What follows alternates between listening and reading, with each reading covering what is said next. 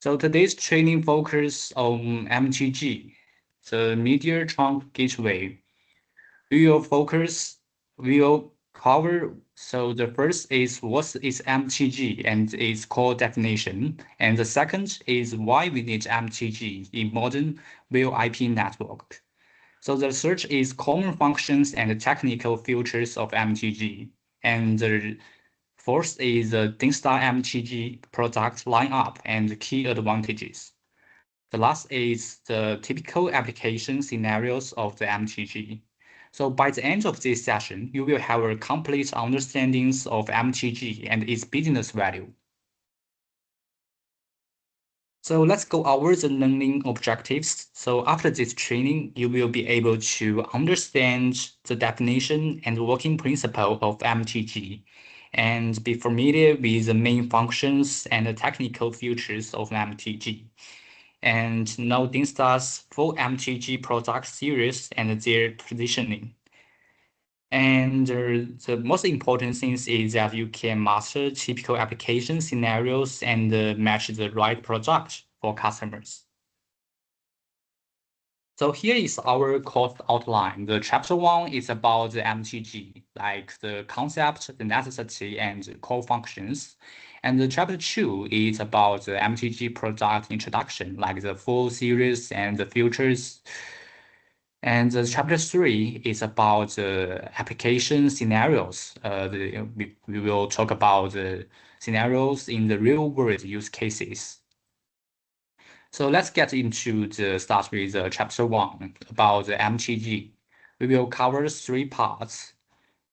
The first part is what's MTG and why we need MTG and MTG's main functions. So MTG stands for Media Trunk Gateway. It is a bridge between different types of communication networks. Its core roles are protocol conversion and like the converter signaling and media between different protocols. And it also can achieve the media stream conversion, like convert media formats and codecs. And most important, it can also achieve the change coding, like convert one media encoding format to another. So it's widely used in the VoIP systems to connect traditional telephony users to modern IP networks. And MTG is a critical component in telecom and VoIP networks. It acts as a bridge among PSTN. The PSTN is a traditional telephone networks using like the PRI, SS7, and R2. And also, it's in IP networks, we have the modern VoIP, like the IMS and MGN networks.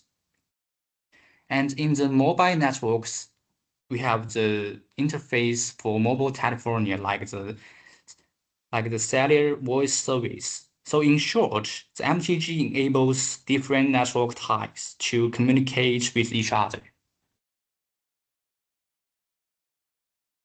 So let's talk about why we need the MTG. So the first is we can see is interoperability. So the first major value of MTG is interoperability. It provides circuit switches networks like the PSTN and packet switch networks, the VoIP. It converts the SIP into traditional signaling like the SS7, PRI, and R2. It also translates both signaling protocols and media formats. This allows old and new systems to work together. And the second point is the cost efficiency, and scalability and flexibility. The second value is our MTG have a lower long distance and international call costs by using IP transmissions. And we also have like the high scalable. We can add lines or modules without rebuilding the whole systems. And we can also support multiple physical interface like the E1, the RJ48, and we can also come with like the fiber optics. And we can also connect wireless terminals like the IP phones, the analog phones, the mobile devices. And the third point is that MTG has a high availability, like DINSTAR MTG provides industrial level high availability. Like we can support the dual redundant MCU design, the 1+1 backup, and we also have the 1+1 redundant power supply. So how about the 1+1 power supply, the MCU?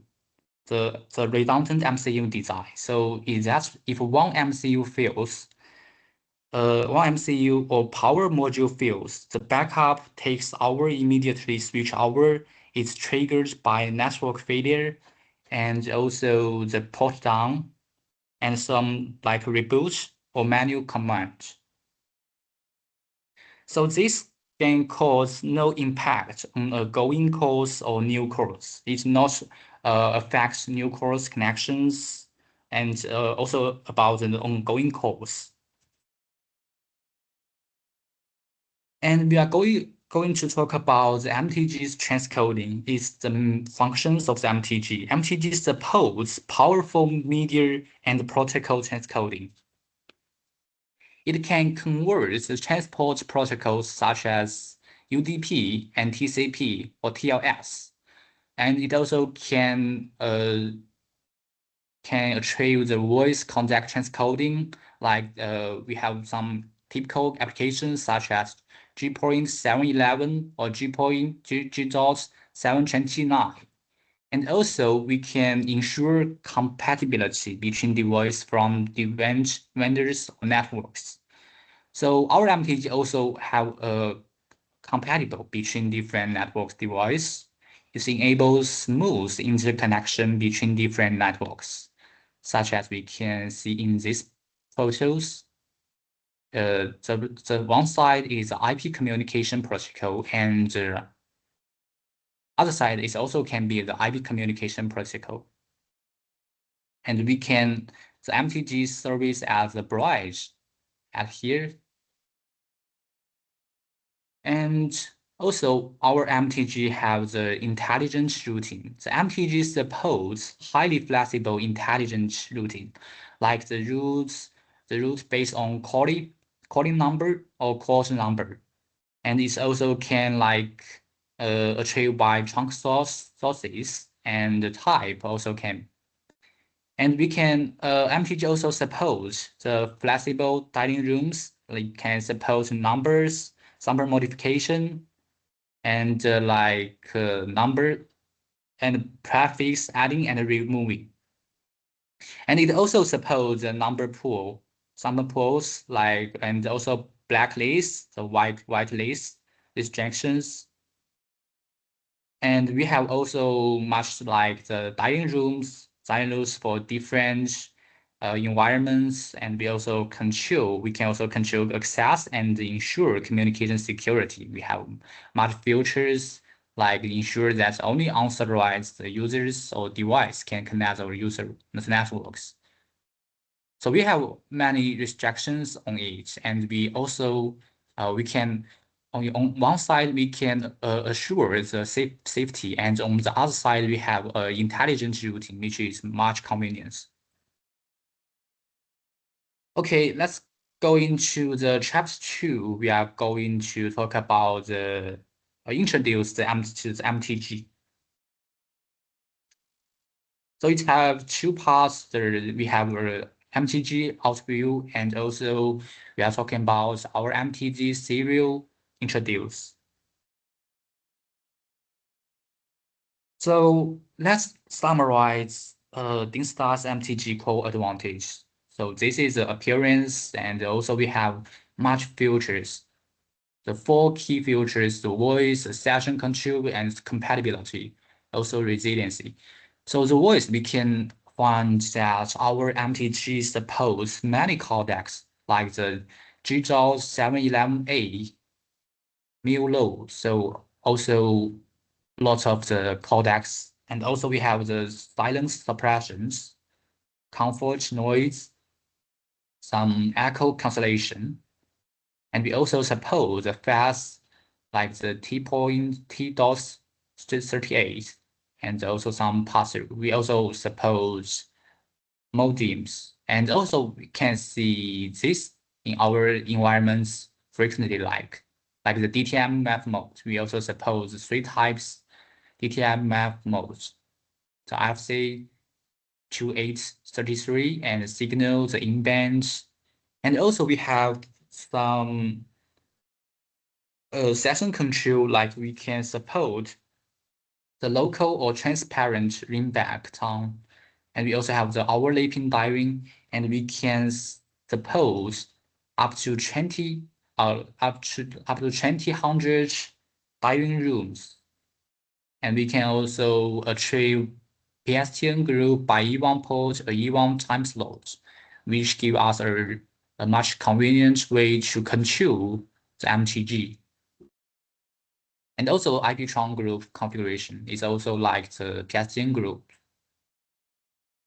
And we also have the access rule like the caller and code number whitelist or the blacklist. We have many access rule lists and some IP-tron priority. And as we mentioned before, the MTG has high compatibility.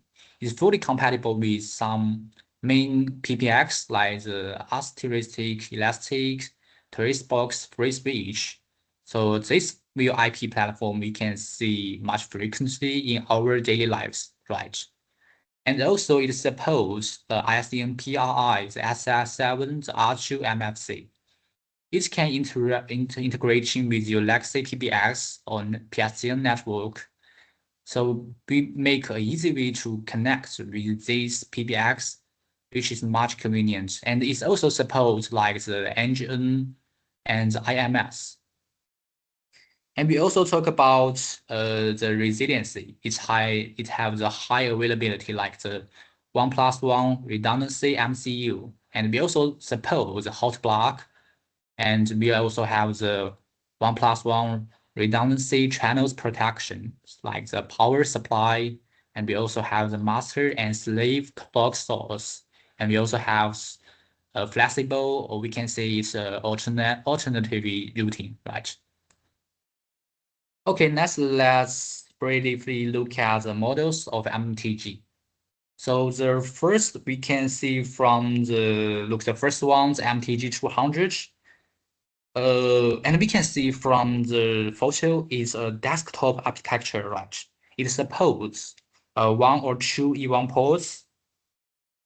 It primarily supports one or two ports. We know that one port supports 30 concurrency, and so two ports support 60 simultaneous calls. Therefore, this device is equipped with two gigabit Ethernet ports. We can see it have GE0 and GE1. So G0 is for the management network ports, and the service network port for G1. So in this way, allowing one side to connect to an E1 line, like we have two E1 ports, and the other side we have the Ethernet ports, we have the network ports. We can connect to the SIP server. So thus therefore we can enabling an interconnection between traditional voice networks and IP networks. So furthermore, the device supports various enhanced features, including number blacklists and number conversion rules, and some ACL access control. So in addition, it supports like the value-added service, like the FAS, the T.38, and meeting. So in this way, MTG can meet in diverse communication needs. So next, let's look at the MTG 1000 model. So this model adopts EU standard rack mount architectures. You can find that it have a different appearance with MTG 200, right? So as we can see from the device appearance, it's equipped with two power interface, meaning it supports our power supply and hot standby, so thereby improving our overall operational reliability. So furthermore, in terms of the performance, the MTG 1000 is basically same as the MTG 200. We can see it's also up to the 30 of the sorry up to 60 simultaneous calls, like it have two ports even. And we can find that it have four ports, right? But we need to attention that port 2 and port 3 are reserved. Actually, it should not make sense. And we have a whole new appearance in our latest series. Okay, let's take a look at the MTG 2000 model. So this model also used EU standard rack mount architecture and module design. We can see as we can see from the device structure, it supports multiple user boards, up to 5, and all these boards are hot swappable. This means the port capacity of the entire unit can be flexibly in-band according to the actual needs. For example, it can be configured with 4 ports, 8 ports, and 12 ports, or 16 ports, or even 21 ports. So all can be combined as needed.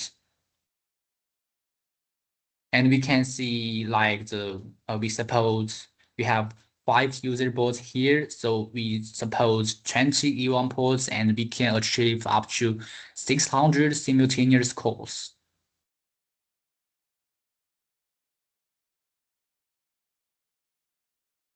Okay, let's take a look at the interface picture I took in the lab.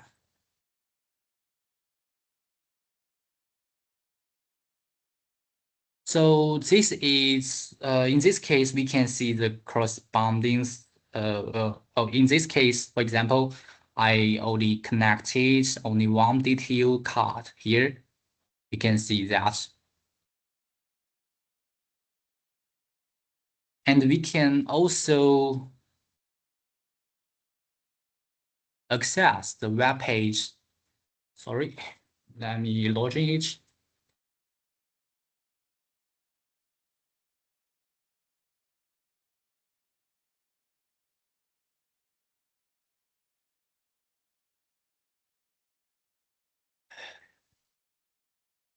And in this case, we can see the corresponding status on the device web page, right? Which is normal. I only this device is a MTG 2000 I'm using for the verification. And we can look at the user board information here, and we can see the DTU 0. The DTU card is inserted in DTU 0. So the entire device supports a maximum of 5 user boards, but only insert 1. And we can see the current status of the card is active, meaning it's a normal working order. And other positions such as DTU1, DTU2 are inactive, so unconnected, because I haven't inserted any cards, right? Okay, let's get back to the PowerPoint. We can see it supports a wide range of protocols, like including the PRI, the SS7, and R2 also. For specific configuration details, we can show you through the web page. So first is the PRI configuration. And the SS7 configuration, you can see the corresponding parameters here. And also the R2 configuration is also supported. So regarding trunk connections, we have the SIP trunk configuration. You can see that I created multiple SIP trunks here, and on the user board. On the user board side, we can also be information about each port, such as the status of E1 or T1. You can see the operating status of each port here. So on the PRCN trunk status, we can also see the configuration and status of the PRI and the SS7 trunks. So here I'm briefly explain my current task topologies. Like here, based on the photo we just saw, I'm using an internal loopback mechanism for verification. We can see the port 0 connects to port 3. And also the port 1 connects to the port 2.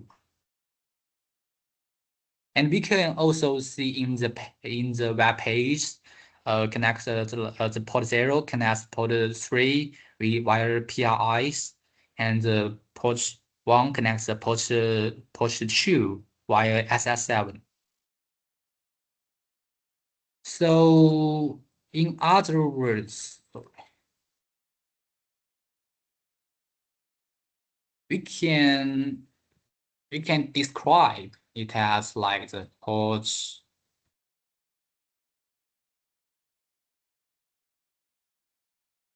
0 and by the PRI. Sorry, I think it's too small. And connected the port 3. And the port 1 connected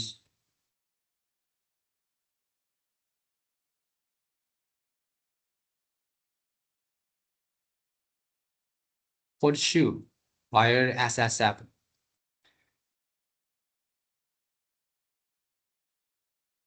So okay, through this internal loopback approach, I can complete the functional verification of different protocols. Okay, this is the basic architectures. We will do further demonstrations and expansions based on this later. We'll use this later. Okay, let's take a look at the other models.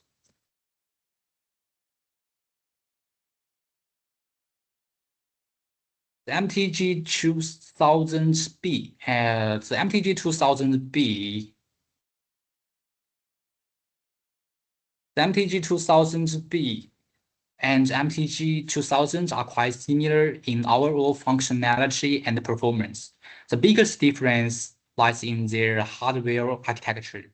The MTG 2000B uses a dual controller board design. The B here can be understood as a dual controller version, offering higher reliability and stability compared to a single controller devices. So of course, the addition of control boards also occupies some slot resources, so thus reducing the expandability of the user boards. We only suppose 4 user boards compared to the MTG 2000.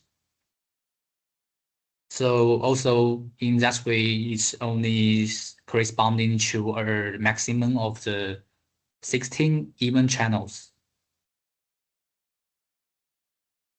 Next, let's look at the MTG 3000 model. From the outside, we can see the traditional E1 interface, right?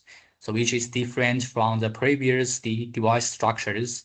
We can see that it has a network port, and which is the interface on the main control board, the MCU. There is also a fiber optic interface, the SDH. This is to say the MTG 3000 is not a device that directly provides a physical E1 interface. It's mainly a cast via the fiber optics. So structurally, is supposed for user boards which are associated with data service on the fiber optic side.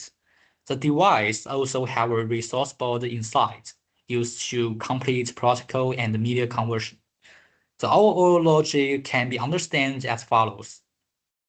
So after the service is accessed via fiber optics, it's processed by the resource board and converted into traditional signaling such as PRI, SS7, and R2, and then further converted into the IP-based signaling and RTP video streams, thereby achieving interoperability.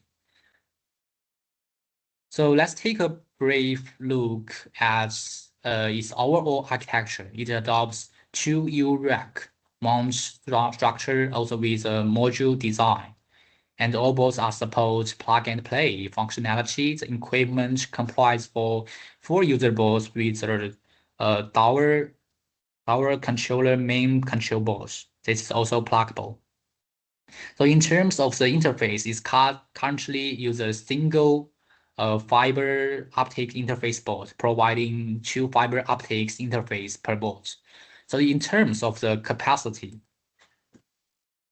each user board can support 16 E1 channels. Theoretically, it will reach in the 64 channels with 4 boards, right?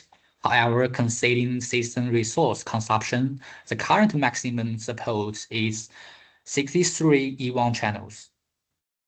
So regarding core capacity, the equipment supports a maximum of approximately 1890 concurrent cores.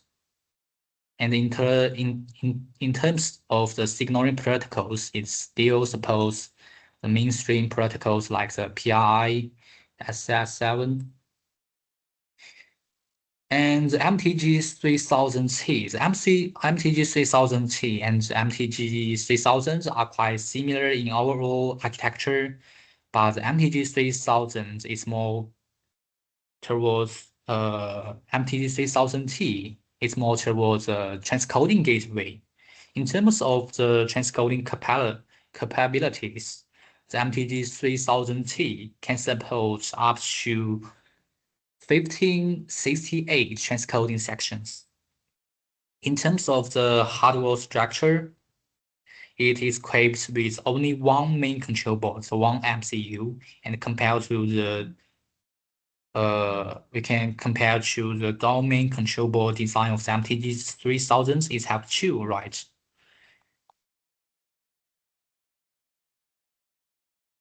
However, this simplified structure also results in higher concurrent processing capabilities, like MTG 3000T supports up to 20 and 48 simultaneous cores. Okay, I'd also like to recommend and share a new model, the MTG 5000. This device uses a 3.5 U-rack mount architecture and is also modularly designed. We can plug and tell, right? And with all user boards being all swappable. For the main control, it employs a dual controller design, right? It has 2 MCU, meaning it has 2, which improves the overall system stability and reliability. So look at the user board size. Each user board supports 4 E1 ports, and the entire unit supports a maximum of 16 user boards. We can find that so 8 user boards one side. So together 16 user boards. So meaning the total capacity can reach 64 E1 channels. So in terms of the functions, it also supports various signaling and media processing capabilities, such as conversion between PRI and SS7, and also it has transcoding between different voice codecs, enabling flexible interoperability between TDM and IP networks. Okay, now we enter chapter 3, the MTG application scenarios. In these sections, we will discuss and explore based on application scenarios. We will cover 6 application scenarios. like the MTG, the E1 to SIP converter, and the SIP to SIP converter. Okay, the first application scenario is the use of the MTG gateways for E1 digital trunk interconnection between enterprise and the carriers.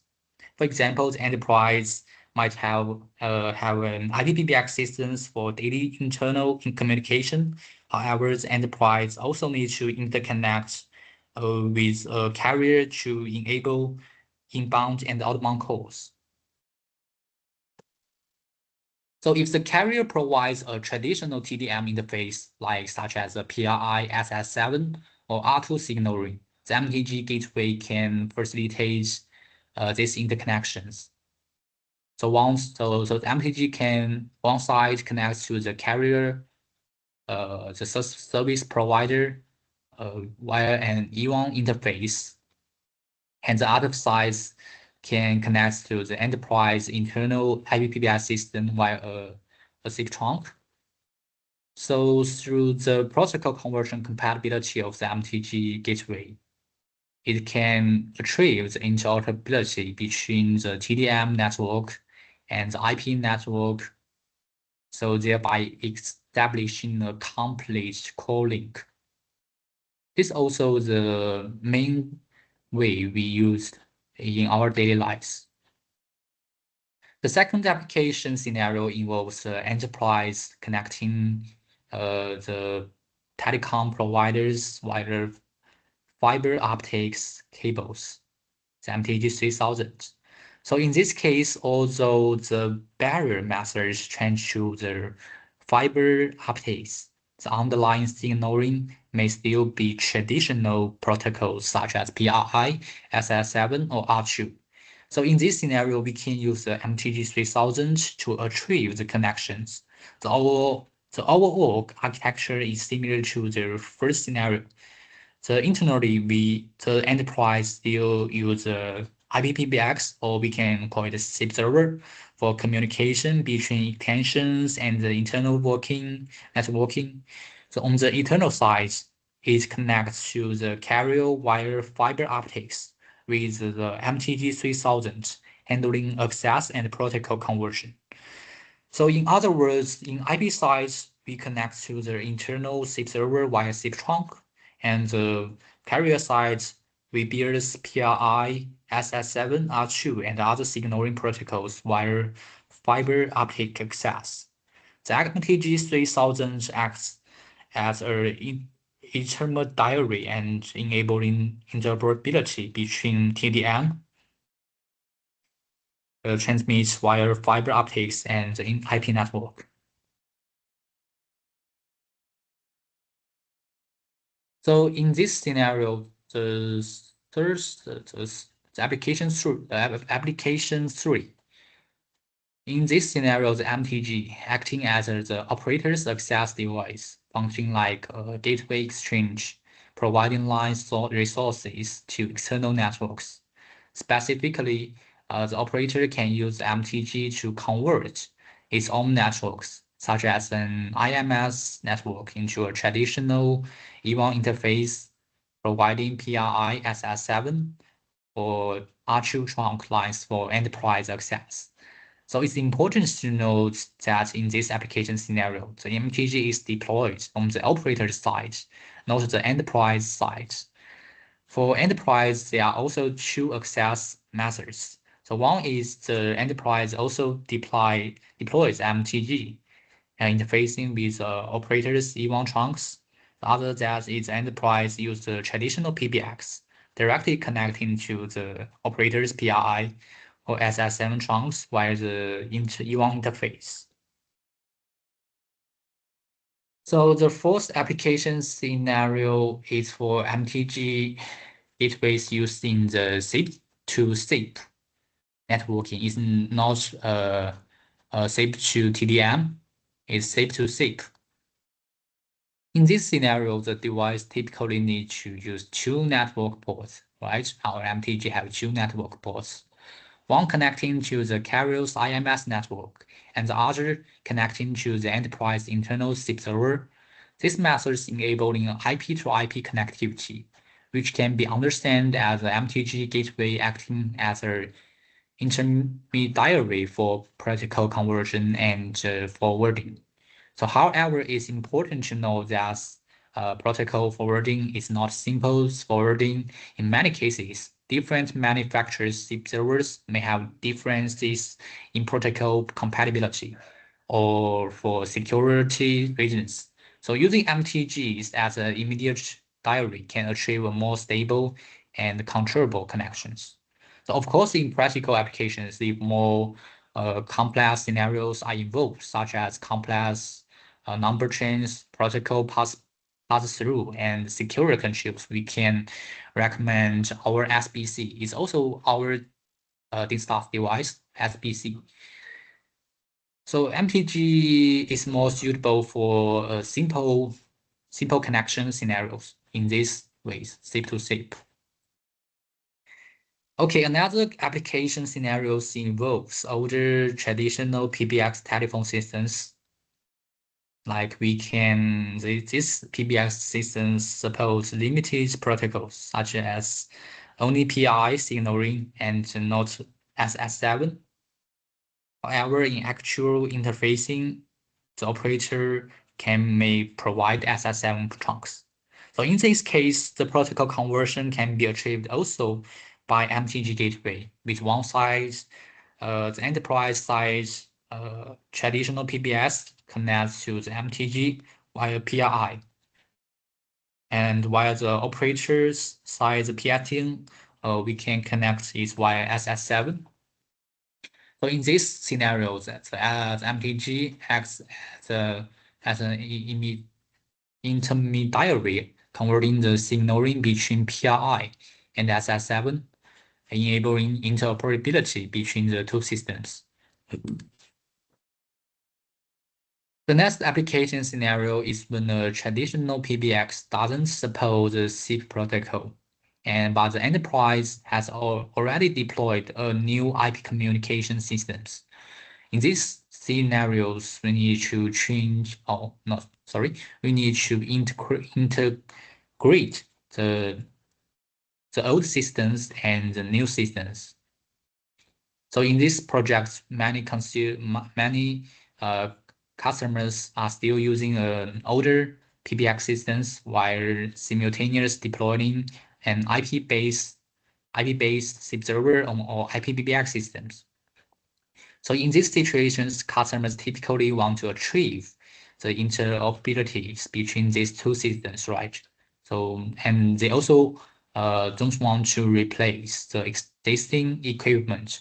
They also want to reserve this. So this also can be achieved through an MTG trunk gateway. So on the traditional PBX side, the MTG is connected via an E1 interface and using signaling protocols such as PII, SS7, or R2. On the IP system side, the MTG is connected via an SIP trunk. The MTG acts as an intermediary performing protocol conversion between TDM and SIP, thereby enabling bi-directional interconnection between the two systems. So this allows customers to retain their existing traditional PBX systems while smoothly integrating the new IP communication systems, achieving gradual system upgrades. And this also used frequently in our daily lives. Okay, about this course, we have learned, let's give it a summary. In this course, we have already learned what MTG is and its role as a media trunk gateway, and why MTG is essential. Like it have many core functions, it have high availability, transcoding, intelligent routing, right? And also the third is the DINSTAR MTG product knowledge, right? We have learned a series of MTG products like the MTG 200, MTG 2000, and MTG 3000, MTG 5000. And so last we talk about the DINSTAR MTG application scenarios. We list 6 scenarios in our daily lives, right? So the MTG can achieve a bridge between the traditional networks and the IP networks. Okay, that includes our MTG product introduction training. And if you have any questions, please contact us after. And we are going to the second training. The MTG Basic Configuration Practice Guide. So in these sections, we will cover 3 practical topics, like the how to access the MTG and set a network on MTG. And second, how to connect PRI with MTG. And the third is guide how to connect SS7 with MTG. So this configuration is a basic configuration, so it's not much be difficult. So let's move to the course objectives. We have 3 objectives. We need to know how to access the device via web GUI. And the second is how to configure the network parameters correctly on MTG device. And the third is how to configure the PRI or SS7 on MTG. And we can also have a test to make and receive calls by these 2 protocols. Okay, we have 3 chapters. The chapter 1, how to access MTG series. To chapter 2, how to the network on MTG, and chapter 3, how to configure. Okay, let's move to the chapter 1, how to access MTG series. So we can see the physical connections. The first, let's connect the device.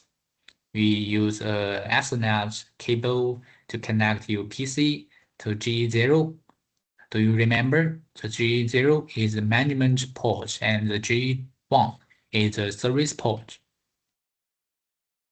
And we also have the G0's default IP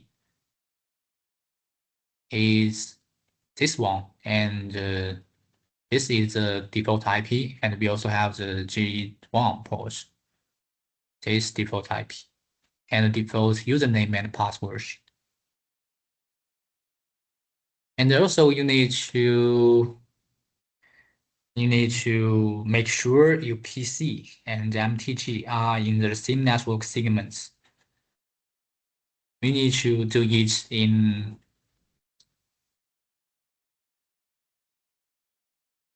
So in other devices of our DINSTAR, we also need to do this procedure, right? And we also need to access the device GUI. So we just need to input the default IP and login the interface. And we also know the default username and the password. And we just click the login and it can access the device. So after the login, then we'll into the status page as shown below. We can see the device model and the software versions.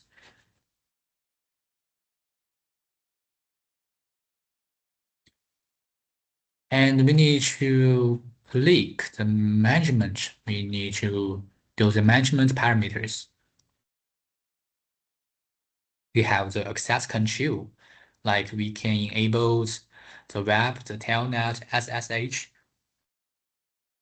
These 3 protocols we can access along to access by G0 or access along to G1. So we can choose in these scenarios.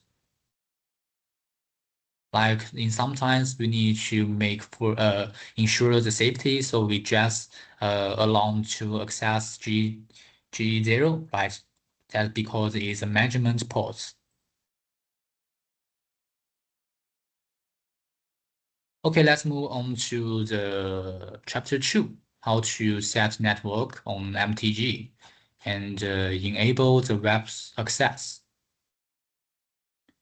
So first we need to click, we need to click in, sorry. We need to get into the network page. We need to do the network config. We can also configure the G0 and G1's IP in this page. And we can see that it also tells me which network port is a service as network and also the net management as network port. And we need to pay attention that is a G1 port and G0 port's IP can't be same network segments. This need to pay attention. Okay, let's move on to the chapter 3, how to configure the MTG. He also have two ways.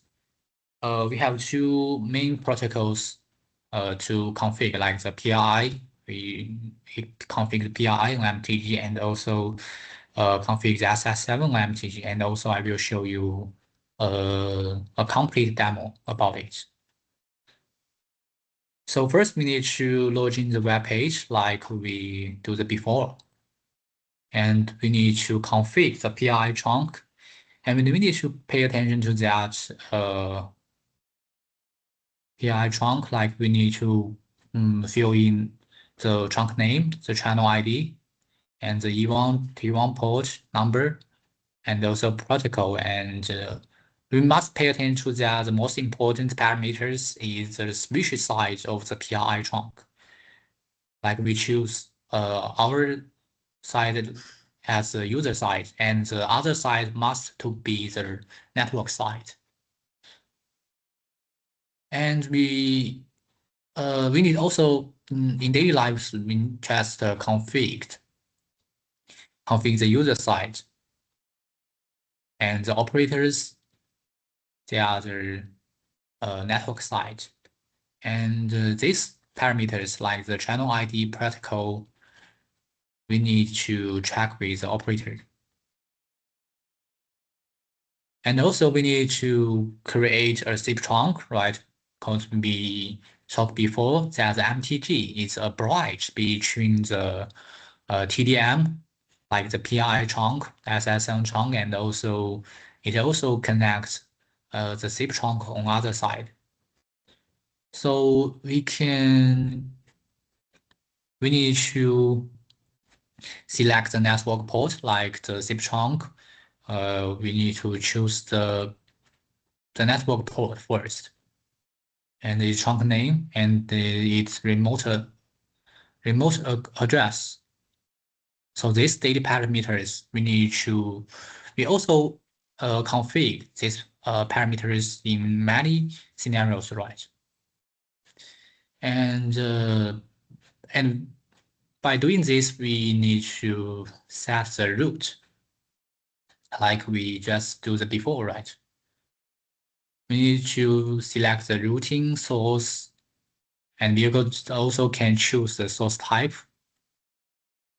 like trunk, and we also need to fill in the calling and the caller prefix, and the dot means any, so it will corresponding any calling and the caller prefix, and we choose the destination to a SIP trunk, and we can see the route is also called the PSTN to IP, so it's the PSTN trunk to the IP trunk, the SIP trunk. Okay, let me show you a simple simple demo.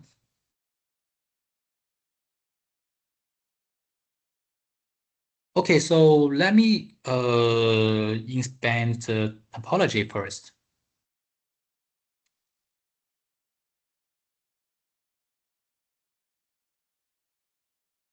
Like in this slide, the port 0, we can make a soft phone here, and it can register to the UC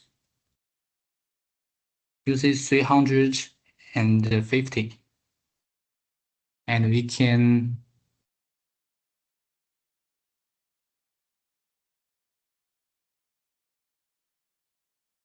make the SIP trunk between the UC 350 to the MTG.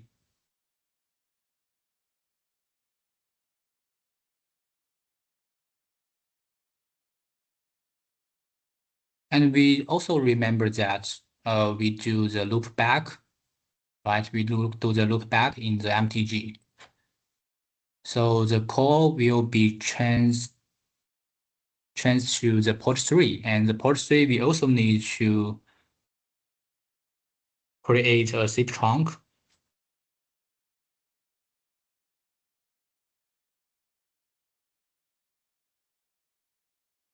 And also we can make a soft phone here.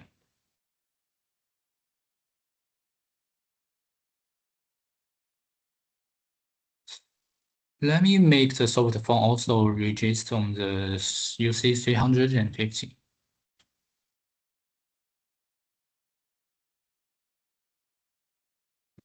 Okay, this is our scenario about the PRIs. So first we need to go into the UC. We need to register the SIP extension, right?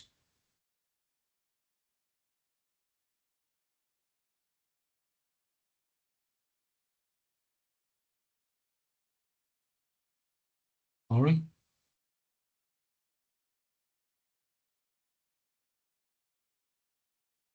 Okay, so here I create two SIP extensions. Like there's and then we need to make a SIP trunk. I already set it. Make a SIP trunk to the MTG. And we also need to set the root by the SIP trunk. So I set the local extension to MTG.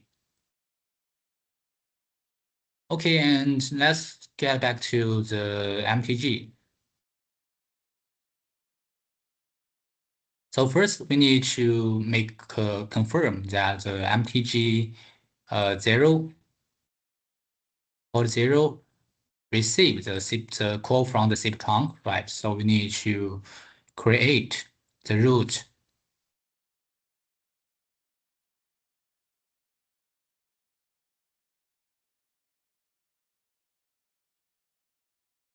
We need to create the root to IP to PSTN.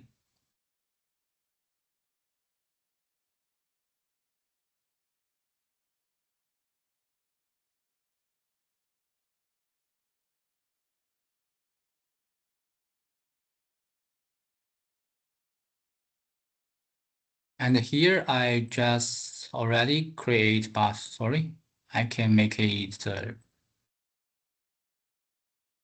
PI, the port 0, right? And the call arrive with the port 0, and we make a loop back to port 3. And to port 3, we also need to make a SIP trunk. I already set the SIP trunk first.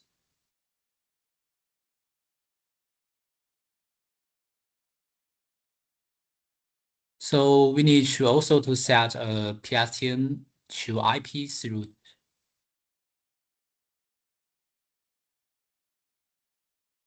Like here, I set two routes. I have this route is from the port 3. to the UC 350.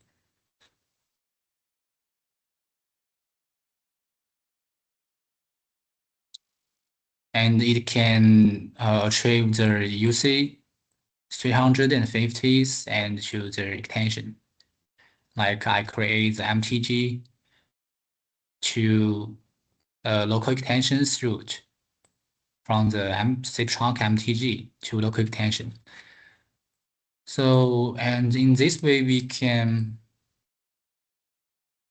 dial the extension number, and it will be like this.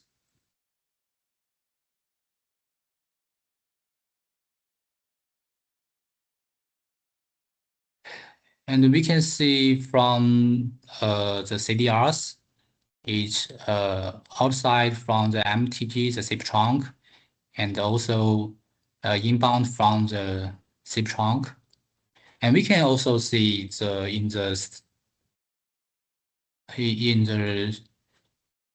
in here we have the statics of the each trunk, each PI trunks. We have the statics.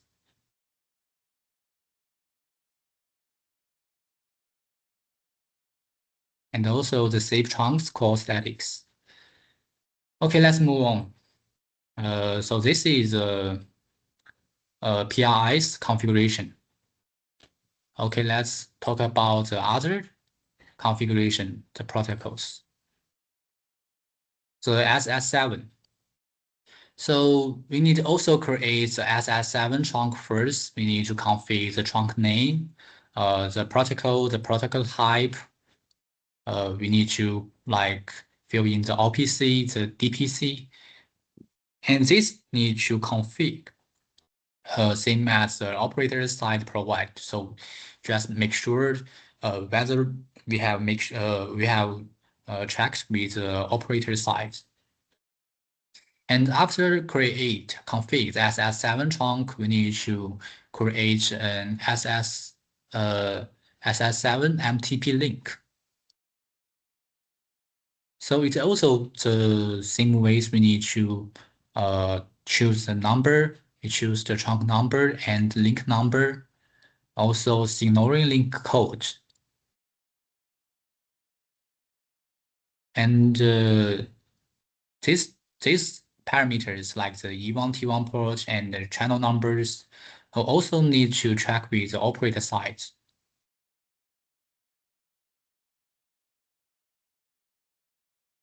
And SS7 CIC. We need also to create the CIC like the start E1 port, the end E1 port, and the start CIC number. So this is the most important, that's the CIC number. And we also need to check with the operator. So SS7's trunk is it's a little complex than the PIs. In PIs, we just need to confirm whether we are the user side or network side. So SS7 needs to confirm more things. And also the SIP trunk. And in here, we introduce a SIP trunk register to the remote. We also can achieve the register on the SIP trunk. And last, we need to set up the root.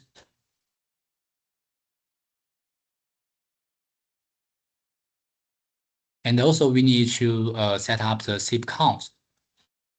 The count name, the usernames, or some passwords. And we also can see here whether it's been successfully registered. And the root setting, like before we do in the PI trunk, it also needs to set the root.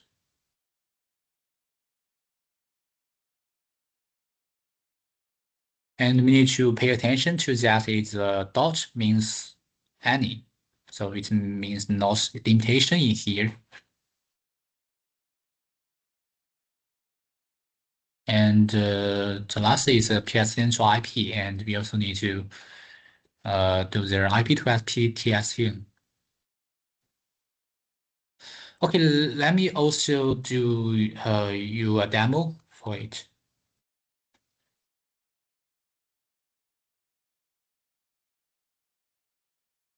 So here, just like the before, we can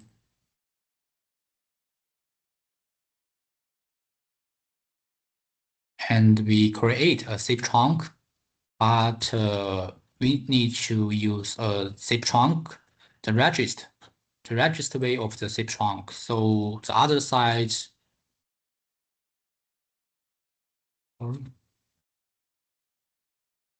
I choose the SBC. And SBC to get a core zip trunk, like the SBC, the one side is the accessive trunk connect with the MTG, and the core zip trunk connect with the UC 350. So it's just a little different.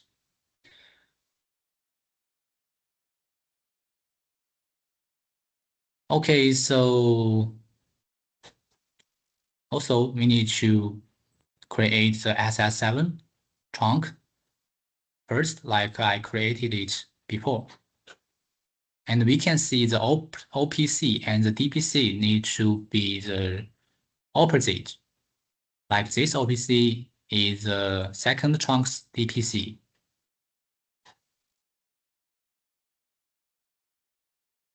And also the MTP link, SS7 MTP link, after we create the zip trunk, we need to create the SS7 MTP link. And this link number, the link code, they should be the same. And last, we need to create the SS7 circuit. The circuit, we also need to check the stash CIC. This is most important.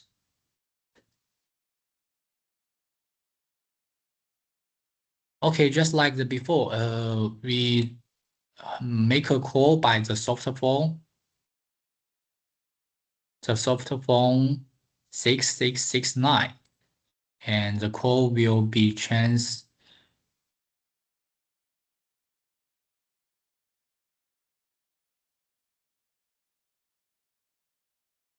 into the UC 350, and it will land the MTG. So, and we have already created the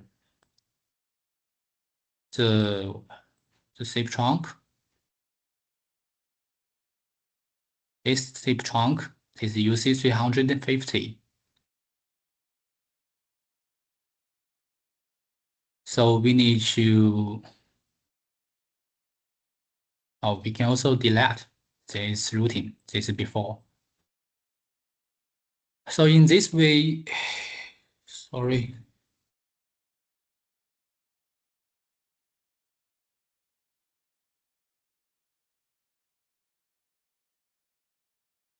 So we need to create the route, like from the IP side to the PSTN side. And we don't need to have the limitation, we just fill in the dot.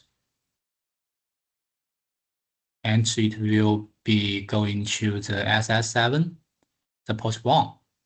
Because we do a loop back in the port between the port 1 and the port 2. So the call will be transferred to the port 2. And the port 2 also needs to create a route from the port 2 to the SBC. So first we need to create the zip trunk to the SBC. Here, I already set it.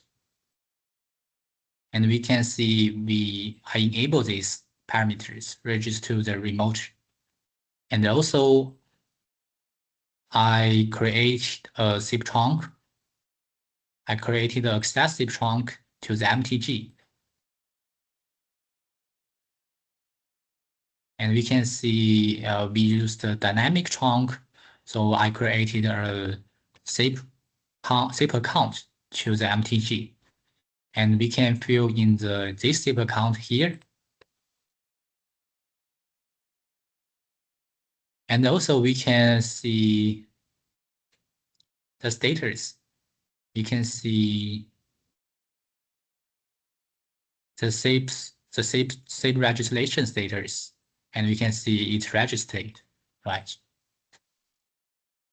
And in that way, we make a SIP trunk from an MTG, between MTG and SBC by the registry, the dynamic trunk. Okay, come to this call flow. So we need to create a route from the port 2 to SBC. So we also need to create the port 2 is PSTN and the SBC is IP. So we need to create this. Okay, I already created this before. From the port 2 SS7 to SBC. So the call comes into the SBC, and the SBC we also need to set the route.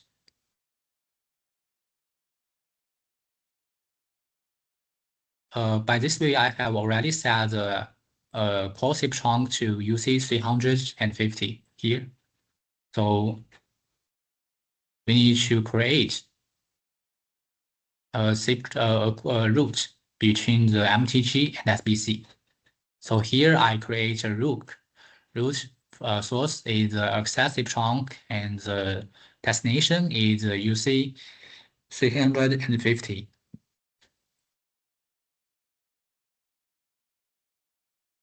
And by this way, we also need to set the SIP trunk with the SBC. I already set it here. And we also need to set up the route from the SBC to the local extension. So this is a complete call flow. And we can also try to make a call by it. It's also success, right? All right.